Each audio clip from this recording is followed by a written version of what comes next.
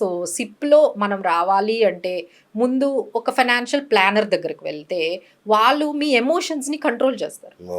They will hand hold, wait చెయ్యండి మంచిగా returns వస్తాయి అని మిమ్మల్ని. అదే మీరు ఓన్గా చేసుకోరు, మీ ఇష్టం వచ్చినట్టు ఆపేయడం స్టార్ట్ చేయడం. ఇంకెవరో చెప్తారు, అరే ఈ స్కీములు మంచివి కాదు, మీ ఫ్రెండ్ చెప్తారు, ఆయన ఎక్స్పర్టా, ఆయన చెప్పగానే మీరు నిజమే ఈ స్కీమ్స్ మంచివి కాదు అనగానే మళ్ళీ దాన్ని మార్చేయటం, అసలు మార్చేయటం, పెట్టడము, ఆపేయటం, మార్చేయడం, పెట్టడం, ఆపేయడం, ఇదే సైకిల్ జరుగుతూ ఉందండి.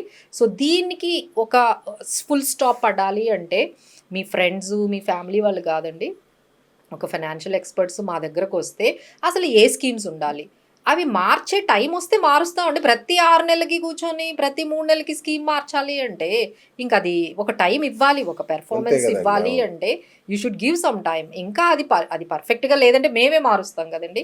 సో మా క్లయింట్స్కి మేము చెప్పి, సార్ ఒక్క నిమిషం ఆగండి, మేము మారుస్తాము, ఇంకేమైనా బెటర్ స్కీమ్ ఉందేమని అంటే ఒక 1 year 2 years తర్వాత మార్చుతాము. ఈ విధంగా మానిటరింగ్ చేసుకుంటూ, రివ్యూ చేసుకుంటూ కన్సిస్టెంట్గా ఉన్న వాళ్ళకైతేనే మనకి ఈ ఎస్ఐపిలో. ఇంకొకటి ఏంటంటే కనీసం 7 సంవత్సరాలు ఉన్న వాళ్ళకే ప్రాఫిట్ కనిపిస్తుంది. 7 years, మినిమం 7 years ముందు నాకు అది అవ్వలేదు, నాకు అది కనిపించలేదు, నాకు రిజల్ట్ కనిపించలేదు, నాకు అంత గ్రోత్ కనిపించలేదు, దీనికన్నా నేను గోల్డ్ సిల్వర్లో పెట్టుకుంటే బాగున్నాను అందులోకి వెళ్ళారండి చాలా మంది. అయ్యో ఈ ఈక్విటీని వదిలేసి గోల్డ్ సిల్వర్లోకి వెళ్ళారు, అక్కడ కూడా డబ్బులు పోగొట్టుకున్నారు. అక్కడ కూడా హైలో 4 లక్షల్లో సిల్వర్ కొన్న వాళ్ళు ఎంతమంది ఉన్నారు? 4 లక్షల్లో 4 లక్షలు అంటే అప్పు తెచ్చి పర్సనల్ లోన్ తీసుకొని ఇవన్నీ తీసుకొని, అంటే ఆ 4 లక్షలు కాస్త 10 లక్షలు అయిపోతుందని ఆ 4 లక్షలు జరుగుంటే ఇప్పుడు అది 250 అయ్యింది. అసలు ఇట్లాంటి పడుతుంది అయిపోయింది. అక్కడ మళ్ళీ ఇంట్రెస్ట్ కి తెచ్చారు. మన వాళ్ళు చేస్తున్న బిగ్గెస్ట్ మిస్టేక్ ఏంటంటే ఇన్వెస్ట్మెంట్లు పెట్టేటప్పుడు అప్పులు చేసి పెడుతున్నారు. అది చాలా తప్పండి. ఇంకోటి ఏంటంటే వీళ్ళకి క్రెడిట్ కార్డులు, అప్పులు ఉంటాయి, మళ్ళీ ఇన్వెస్ట్మెంట్స్ ఉంటాయి. అది కూడా చెయ్యకండి. మీరు ఎవరిని ఇన్వెస్ట్మెంట్ పెట్టకండి. మీకు కానీ క్రెడిట్ కార్డులు, పర్సనల్ లోన్లు ఉంటే ముందు వాటిని తీర్చడానికి చూడండి. ఎందుకంటే అక్కడ 36% అండి క్రెడిట్ కార్డు మీద. నెలకి 3 రూపాయలు అండి. అది నెలకి 3 రూపాయలు ఇక్కడ ఎంత వస్తుందండి? అది సంవత్సరానికి 15% వస్తుంది. ఇక్కడ సంవత్సరానికి 36% కట్టాలి. మీకెందుకండి సిప్పు? మీకు ఎట్లా వర్కౌట్ అవుతుంది? ఎందుకంటే ఇక్కడ మీ డబ్బులన్నీ 36% ఇంట్రెస్ట్కి వెళ్ళిపోతాయి, ఇక్కడ మీకు రిటర్న్స్ రావు అసలు. సో మరి ఏది బెటర్ అండి? ఇట్లా మీరు క్రెడిట్ కార్డులు ఒకవైపు ఉంచుకుంటూ ఒకవైపు ఎస్ఐపీలు చేస్తే మీరు వెల్దీ అవుతున్నట్ట, వెల్దీ అవ్వలేనట్ట. ఇవి కూడా చాలా మంది ఏం చేస్తారు, పర్సనల్ లోన్ తెచ్చి ప్లాట్ కొంటారు. పర్సనల్ లోన్లో మీకు 15% కొనాలి, ఆ ప్లాట్ అసలు పెరగను కూడా పెరగదు. సో మీరు ఈఎంఐలు అన్నీ కట్టేశారు, ఒక 5 సంవత్సరాలు ఆ ప్లాట్ మళ్ళీ అక్కడే ఉంది. అమ్మాయాలంటే అసలు కొన్నవాడే లేడు అక్కడ. మా దగ్గర ఎంతమంది మేడం మేము ఇంకా కట్టలేకపోతున్నాం, నాకు చాలా అప్పులు అయిపోతున్నాయి, నాకు జాబ్ పోయింది మేడం, అర్జెంటుగా నాకు డబ్బులు కావాలి అంటే అది ఎవడు కొనుక్కోట్లేదు. అలా పరిస్థితి చూస్తే సార్ ఎంత బాధ అనిపిస్తుంది అంటే, పాపం అమ్మాలి అనుకున్న కొన్నవాళ్ళు లేక ఆస్తి చేసుకోలేం కదా సార్. బట్ ఈయనకి జాబ్ అప్పుడే పోయింది, జాబ్ పోయింది, వెంటనే డబ్బులు కావాలి అంటే ఆయన ప్లాట్ కొనుక్కున్నాడు. ఆ ప్లాట్ అమ్మడానికి ఎవరు రావట్లేదు, మంచి ప్రైస్ రావట్లేదు.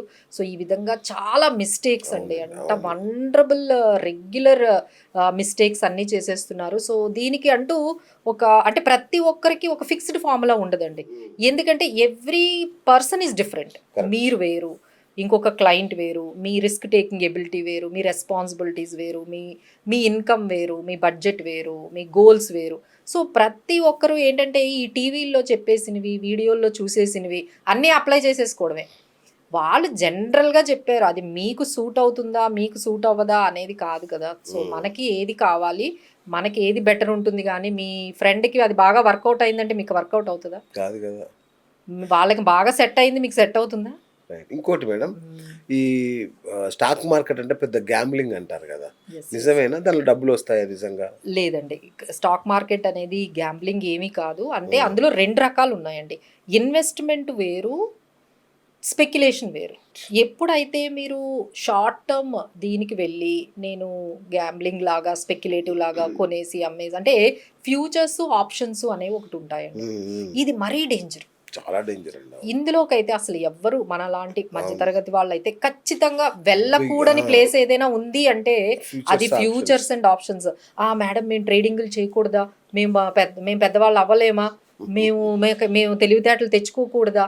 అవన్నీ సార్ బయట మిషన్ లెర్నింగ్ జరుగుతుంది, ఆల్గో ట్రేడింగ్లు జరుగుతున్నాయి. వాటితో మీకు పోటీ ఏంటండి? వాళ్ళు ₹1,00,00,000 పెట్టి చేస్తున్నారు, మీరు ₹1,00,000 పెట్టి చేస్తున్నారు.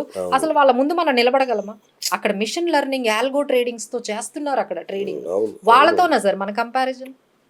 వాళ్ళు ఒక సాఫ్ట్వేర్కి 10 కోట్లు ఖర్చు పెడతారు బా, ఒక్క సాఫ్ట్వేర్ డెవలప్ చేసుకోవడానికి. బా, బా, బా, బా. మరి వాళ్ళకి డబ్బులు వస్తాయా, మనకు వస్తాయా అండి? వాళ్ళకే డౌట్ ఏముంది అందులో. అదే వాళ్ళు ఆ ఒక స్ట్రాటజీకి 10 కోట్లు ఖర్చు పెడతారు సాఫ్ట్వేర్కి. బా, సో వాళ్ళతో మనము, వాళ్ళు సంపాదిస్తున్నారు, మనం సంపాదించలేము, ఆ స్ట్రాటజీ మనం డెవలప్ సో డబ్బులన్నీ అండి, జనాలందరూ కూడా ఉన్నవాళ్ళు ఈ ఎక్స్పెరిమెంట్స్ చేసేసి ముందు డబ్బులే కాదండి, సమయం కూడా పోతుంది. మరి అది కదా ఇంపార్టెంట్. ఇవన్నీ చేసేటప్పటికి మీకు 40-50 వచ్చేస్తున్నాయి. కథ ఇంకా అక్కడి నుంచి ఇంక మీరు ఏం సంపాదించి అప్పటికే మీ రెస్పాన్సిబిలిటీస్ వచ్చేస్తాయి. వచ్చేస్తాయి. ఇక రిటైర్మెంట్ ప్లానింగ్ దగ్గర పడుతుంది, పిల్లల చదువులు, వాళ్ళ పెళ్లిళ్ళు దగ్గర పడితే ఇంకా అక్కడి నుంచి మీరేం సంపాదించగలరు? ఈ సంపాదించాల్సిన ఈ 30 నుంచి బాగా ఇంపార్టెంట్ అండి, 30 నుంచి 50 వరకు ఏదైతే ఈ 20 సంవత్సరాలు ఉన్నాయో ఇవి చాలా ఇంపార్టెంట్. అవును, ఇది మిస్ అయిపోయారనుకోండి, ఈ బస్సు మళ్ళీ వెనక్కి రాదు. సో మేము ఎంత చేసినా, మేము ఎంత చెప్పినా ఇంకా అది మనకు రాదు. సో టైంకి మనం కొంచెం రియలైజ్ అయ్యి ఈ మనీని లేకపోతే ఈ టైంని వృధా చేసుకోకుండా ఈ ఎక్స్పెరిమెంట్లు, మీరు చెప్పారని ఇన్సూరెన్స్ ప్లాన్, మీరు చెప్పారని ఒక ప్లాటు, మీరు చెప్పారని ఒక స్టాక్ మార్కెట్, ఎవరో చెప్పారని ఒక మ్యూచువల్ ఫండ్, అలా కాకుండా మనకేది సెట్ అవుతుంది, మనకేది బాగుంటుంది అనేది ఒక ఎక్స్పర్ట్ దగ్గర కూర్చొని మనం వాళ్ళతో పాటు ట్రావెల్ చేస్తే వాళ్ళు మీ ఎమోషన్స్ని కంట్రోల్ అంటే ఏది మంచి స్టాకు, ఏది మంచి స్కీము కాదండి, మనకేది సూట్ అవుతుంది అది మనం గమనించుకుంటూ దాన్ని మనం రివ్యూ చేసుకుంటూ మానిటరింగ్ చేసుకుంటూ ముందుకు వెళ్తే definitely we can create wealth. మరి రియల్ ఎస్టేట్లో డబ్బులు పెట్టొచ్చా మేడం? రియల్ ఎస్టేట్ ఎట్లాంటిది అంటే ఇప్పుడే మనం మాట్లాడుకున్నాము, అదేంటంటే మనకి లిక్విడిటీ ఉండదండి. ఫస్ట్ థింగ్ లిక్విడిటీ అంటే మనకి ఏదైనా ఎమర్జెన్సీ వచ్చింది, డబ్బులు రావు, సరే నాకు 50 లక్షలు పెట్టాను సార్, నాకు అందులో 5 లక్షలు కావాలంటే ఇస్తారా ఎవరైనా? 5 లక్షల కోసం మీరు 50 లక్షలు దమ్మేస్తారా? అమ్మలేం కదండి. సో దీనివల్ల చాలా సతమతం అయిపోతున్నారు. ఎందుకంటే సార్ అది అమ్మాలంటే ఇంట్లో ఊరుకుంటారా? అమ్మాయి పెళ్లికి అంటారు, అది మరి ఇంకా మీకు ఉపయోగపడలేదు ఎందుకండి? మీకు ఉపయోగపడదు. రియల్ ఎస్టేట్ అనేది ఏంటంటే అది ఎప్పుడో మీ పిల్లలకి అది వర్తిస్తుంది, కానీ మీరు ఉంటుండగా మీకు రెగ్యులర్గా ఏదైనా ఇన్కమ్ వస్తుందండి. మా దగ్గర చాలా మంది మేము చూసాము, వాళ్ళకి 4 ఎకరాల 10 ఎకరాల పొలం ఉంటుందండి, 1 ఎకరం మీద 20,000 వస్తే కష్టం సంవత్సరానికి. అంటే ఇప్పుడు మీకు ఆస్తి చూసుకుంటే ఒక 2 కోట్ల ఆస్తి ఉంటుంది, కానీ దాని మీద 2 లక్షలు వస్తాయి. అంటే మీరు ధనవంతులు కాదా? 2 లక్షలు దేనికి సరిపోతాయండి సంవత్సరానికి? సో ఇలాంటి మిస్టేక్స్ అంటే ఆస్తులు అయితే బాగా ఉంటాయి. దీన్నే మేము ఏమంటామంటే క్యాష్ పూర్ అంటాం అన్నమాట.